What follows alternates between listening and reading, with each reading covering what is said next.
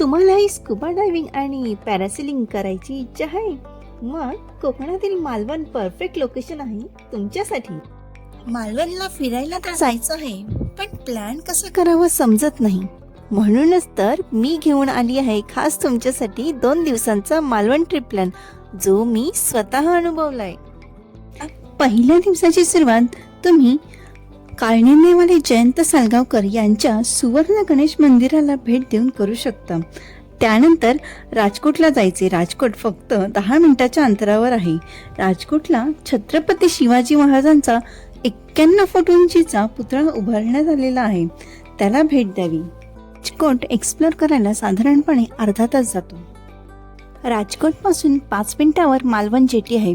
सिंधुदुर्ग किल्ल्यावर जायला मालवण जेटीवरूनच बोट जाते.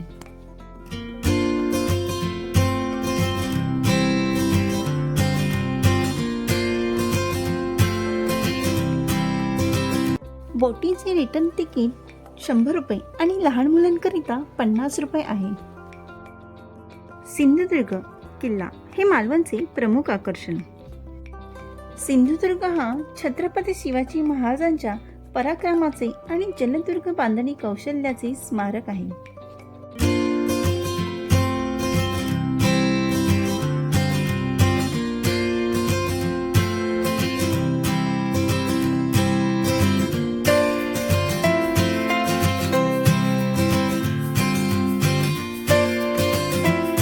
अठ्ठेचाळीस एकरमध्ये वसलेला हा किल्ला पाहण्यास साधारणपणे 2 तास जातात. किल्ल्यावर छत्रपती शिवाजी महाराजांचे पहिले मंदिर बघायला मिळते. मंदिराच्या बाजूला शिवकालीन वस्तूंचे संग्रहालय बघायला मिळते. किल्ल्यावर शंकराचे मंदिर, भवानी मातेचे मंदिर पाहायला मिळते.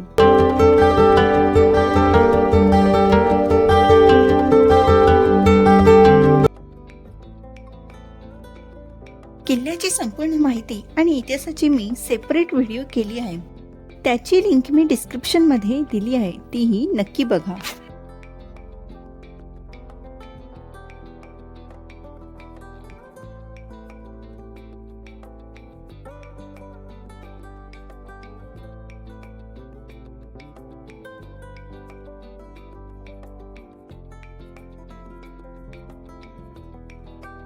किल्ल्यावर छत्रपती शिवाजी महाराजांच्या हाताचे आणि पायाचे ठसेही पाहायला मिळतात.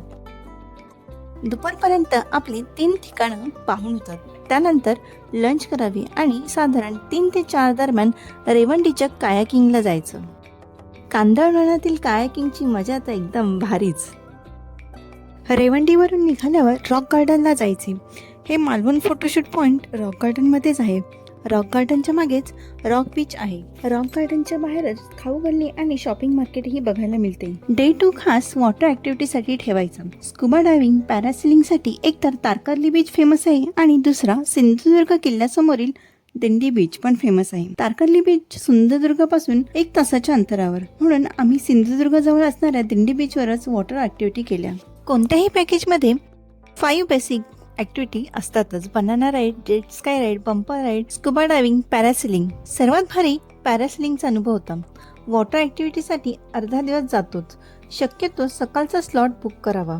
विकेंडला हा स्लॉट पटकन बुक होतात, सो तुम्ही ॲडव्हान्स बुकिंग करू शकता. आम्ही ब्ल्यू ॲडव्हेंचरचे पॅकेज घेतले होते, जे मालवण जेटीच्या बाजूलाच आहे. स्कुबा डायव्हिंगसाठी आपल्याला ते स्कुबा डायव्हिंगच्या अगोदर बरोबर मार्गदर्शन करतात. घाबरायचे तर कारणच नाही, कारण 2-3 जण आपल्यासोबत असतातच.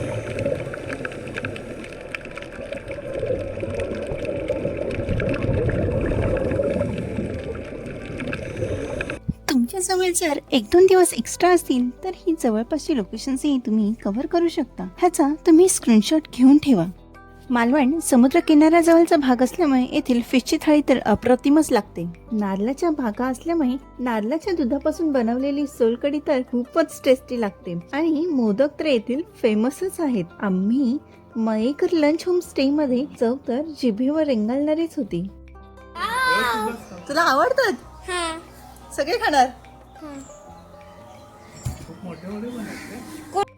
मालवण ट्रिप प्लॅन तर पाहून झाला, पण मालवणला जायचे कसे? तर जवळचे सिंधुदुर्ग एअरपोर्ट आहे आणि दुसरे गोवा इंटरनॅशनल एअरपोर्ट आहे. जर रेल्वेने यायचे असेल तर तुम्ही Sindhudurg railway station, Kudal railway station किंवा सावंतवाडी रोड रेल्वे स्टेशनने येऊ शकता. आणि बाय रोड यायचे असेल तर स्वतःच्या गाडीने किंवा गव्हर्नमेंटच्या बसेस मुंबई, पुणे, ठाणे, कोल्हापूर येथून उपलब्ध आहेत. दुर्गासाठी. हॅलो फ्रेंड्स, तुम्हाला जर ही माहिती हेल्पफुल वाटत असेल तर माझ्या ह्या व्हिडिओला नक्की लाईक करा. ह्या व्हिडिओचा छोटासा टार्गेट आहे 500 लाईक्स. होप सो तुम्ही ते सपोर्ट कराल. आणि मालवण ट्रिपचं जर अजून detail complete A to Z travel guide हवं असेल तर माझी ही व्हिडिओ नक्की बघा. त्या व्हिडिओची लिंक मी डिस्क्रिप्शनमध्ये सुद्धा दिलेली आहे. चला फिरायला हे माझं यूट्यूब चॅनलही नवीनच आहे आणि या चॅनलवर तुम्हीही नवीन असाल तर नक्की चॅनलला सबस्क्राईब करा. तुम्ही ज्यांच्यासोबत फिरायला जाणार आहात त्यांना ही व्हिडिओ नक्की शेअर करा. भेटूयात मग पुढच्या व्हिडिओमध्ये. तोपर्यंत bye bye. Take care. Thank you so much for watching.